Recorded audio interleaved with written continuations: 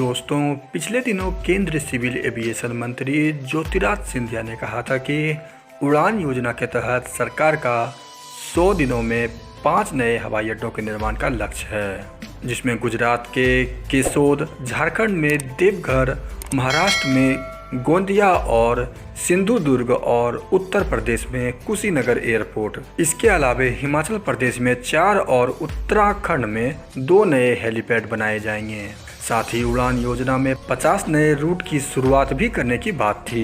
इसमें से 30 नए रूट की शुरुआत अक्टूबर में हो गई, जबकि शेष रूट 5 हवाई अड्डे के निर्माण के बाद तय किए जाएंगे।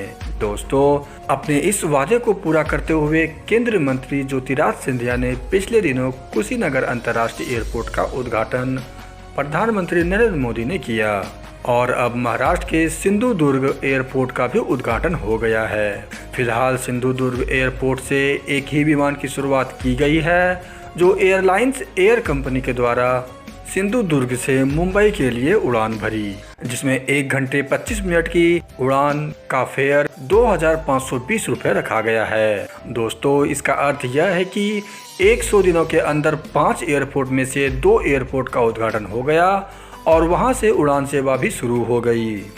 अब देखना यह है कि ज्योतिरादित्य सिंधिया के अनुसार कहे गए अपने स्टेटमेंट के तहत देवघर एयरपोर्ट का उद्घाटन कब तक होगा। दोस्तों, जैसा कि मैंने अपने कल के वीडियो में बताया था कि देवघर एयरपोर्ट का उद्घाटन भी इसी माह करने की तैयारी चल रही है, जिसके तहत कल एयरपोर्ट अथॉरिटी ऑफ इंडिया ने यह तय किया कि किन रूटों पर विमान सेवा फिलहाल शुरू की जाएगी।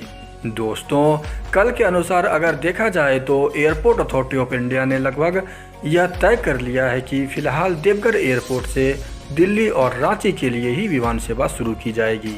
इसके बाद पटना और कोलकाता के लिए स्पाइस जेट या इंडिगो ही तय करेगी कि इन रूटों पर कब से विमान सेवा शुरू की जाएगी। पर यह तय हो गया है कि बहुत जल्द ही देवघर से रांची और दिल्ली के लिए विमान सेवा शुरू हो जाएगी। दोस्तों, यात्रियों की संख्या को देखते हुए और रूटों का चयन तय किया जाएगा कि यहाँ कितनी एयरलाइंस कंपनियां विमान सेवा शुरू करेगी। पर स्पाइस जेट और इंडिगो ने पहल कर दी है और ऐसा उम्मीद है कि वर्तमान में फिलहाल यही 2 कंपनियों में से किसी एक कंपनी को दिल्ली और रांची के लिए रूट के परमिशन मिल पाएंगे।